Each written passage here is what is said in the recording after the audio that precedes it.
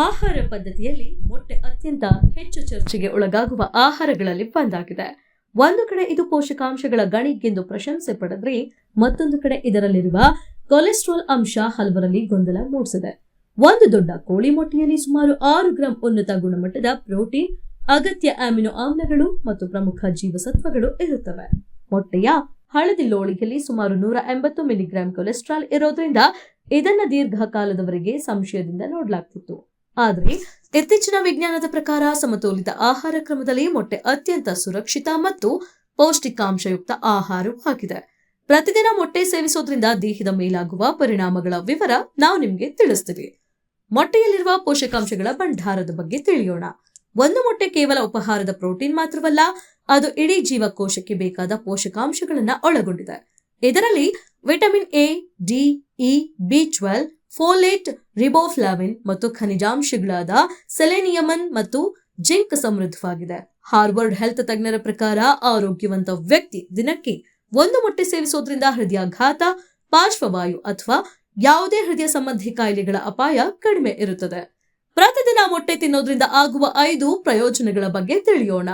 ಸ್ನಾಯುಗಳ ಬಲವರ್ಧನೆ ಮತ್ತು ದೀರ್ಘಕಾಲದ ತೃಪ್ತಿ. ಮೊಟ್ಟೆಯಲ್ಲಿರುವ ಉನ್ನತ ಪ್ರಮಾಣವು ಪ್ರೋಟೀನ್ ಅಂಶ ಸ್ನಾಯುಗಳ ಮರುನಿರ್ಮಾಣಕ್ಕೆ ಸಹಾಯ ಮಾಡುತ್ತದೆ. ಇದು ಹೊಟ್ಟೆಯನ್ನ ದೀರ್ಘಕಾಲದವರೆಗೆ ತುಂಬಿರುವಂತೆ ನೋಡಿಕೊಳ್ಳೋದ್ರ ಜೊತೆಗೆ ರಕ್ತದಲ್ಲಿನ ಸಕ್ಕರೆ ಮಟ್ಟ ನಿಯಂತ್ರಣದಲ್ಲಿಡುವಂತೆ ಮತ್ತು ದಿನವಿಡೀ ದೇಹಕ್ಕೆ ಸ್ಥಿರವಾದ ಶಕ್ತಿಯನ್ನ ನೀಡುತ್ತದೆ. ಮೆದುಳಿನ ಕಾರ್ಯಕ್ಷಮತೆ ಹೆಚ್ಚಳ. ನಮ್ಮ ದೇಹಕ್ಕೆ ಅತ್ಯಗತ್ಯವಾದಂತಹ ಮೆದುಳಿನ ಕಾರ್ಯಕ್ಷಮತೆ. ನಮ್ಮ ದೇಹಕ್ಕೆ ಅಗತ್ಯವಾದಂತಹ ಬೇಕಾದ ಕೋಲಿನ್ ಎಂಬ ಪೋಷಕಾಂಶ ಮೊಟ್ಟೆಯಲ್ಲಿ ಹೇರಳವಾಗಿದೆ. ಇದು ನೆನಪಿನ ಶಕ್ತಿ, ಮಾನಸಿಕ ನೆಮ್ಮದಿ ಮತ್ತು ದೇಹದಲ್ಲಿನ ಕೊಬ್ಬನ್ನ ಕರಗಿಸುವ ಕ್ರಿಯೆಗೆ ಸಹಾಯ ಮಾಡುತ್ತದೆ.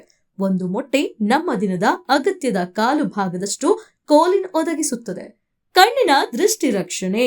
ಮೊಟ್ಟೆಯ ಹಳದಿ ಲೋಳಿಯಲ್ಲಿ ಲ್ಯೂಟಿನ್ ಮತ್ತು ಝೀಝಾಂತಿನ್ ಎಂಬ ಶಕ್ತಿಯುತ ಆಂಟಿ ಆಕ್ಸಿಡೆಂಟ್ಗಳಿವೆ. ಇವು ಇಂದಿನ ಆಧುನಿಕ ಡಿಜಿಟಲ್ ಪರದೆಗಳಿಂದ ಬರುವ ಹಾನಿಕಾರಕ ಬೆಳಕಿನಿಂದ ಕಣ್ಣಿನ ರೆಟಿನಾವನ್ನ ರಕ್ಷಿಸುತ್ತದೆ. ಮೂಳೆಗಳ ಆರೋಗ್ಯ ಮತ್ತು ವಯಸ್ಸಾದವರಿಗೆ ಪೋಷಣೆ. ಮೊಟ್ಟೆಯಲ್ಲಿ ಸ್ವಾಭಾವಿಕವಾಗಿಯೇ ವಿಟಮಿನ್ ಡಿ ಇರುತ್ತದೆ. ಇದು ದೇಹ ಕ್ಯಾಲ್ಸಿಯಂ ಅನ್ನ ಸುಲಭವಾಗಿ ಹೀರಿಕೊಳ್ಳಲು ನೆರವಾಗುತ್ತದೆ. ವಯಸ್ಸಾದವರಲ್ಲಿ ಮೂಳೆಗಳ ಬಲವನ್ನ ಕಾಯ್ದುಕೊಳ್ಳಲು ಮತ್ತು ಸ್ನಾಯುಗಳ ದ್ರವ್ಯ ರಾಶಿಯನ್ನ ಕಾಪಾಡಲು ಇದು ಸಹಕಾರಿಯಾಗಿದೆ. ಅಡ್ಡ ಪರಿಣಾಮಗಳ ಬಗ್ಗೆ ತಿಳಿದುಕೊಳ್ಳೋಣ.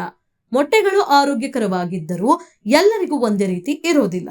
ಕೆಲವರ ದೇಹ ಆಹಾರದಲ್ಲಿನ ಕೊಲೆಸ್ಟ್ರಾಲ್ ಅನ್ನ ಬೇಗನೆ ಹೀರಿಕೊಳ್ಳುತ್ತದೆ. ಅಂತವರಲ್ಲಿ ಅತಿಯಾದ ಮೊಟ್ಟೆ ಸೇವನೆ LDL ಅಥವಾ ಕೆಟ್ಟ ಕೊಲೆಸ್ಟ್ರಾಲ್ ಮಟ್ಟವನ್ನ ಸ್ವಲ್ಪ ಹೆಚ್ಚಿಸಬಹುದು.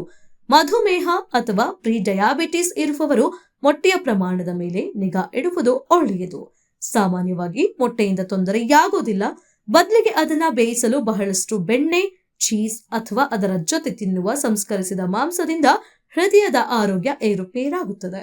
ಮೊಟ್ಟೆಯನ್ನು ಸರಿಯಾದ ಕ್ರಮದಲ್ಲಿ ಸೇವಿಸುವುದು ಹೇಗೆ? ಇದನ್ನ ನೀವು ತಿಳಿದುಕೊಳ್ಳಲೇಬೇಕು. ಮೊದಲನೇದಾಗಿ ಸಮತೋಲನವಿರಲಿ. ಬಿಳಿ ಬ್ರೆಡ್ ಅಥವಾ ಬೆಣ್ಣೆ ಟೋಸ್ಟ್ ಬದಲಿಗೆ ಮೊಟ್ಟೆಯೊಂದಿಗೆ ಪಾಲಕ್ ಸೊಪ್ಪು, ಟೊಮ್ಯಾಟೊ ಅಥವಾ ಸಿರಿಧಾನ್ಯಗಳನ್ನ ಬಳಸಿ ಇದರಲ್ಲಿನ ನಾರಿನಾಂಶ ಕೊಬ್ಬನ್ನ ಸುಲಭವಾಗಿ ಜೀರ್ಣಿಸಲು ಸಹಾಯ ಮಾಡುತ್ತದೆ. ವೈವಿಧ್ಯತೆ ಇರಲಿ.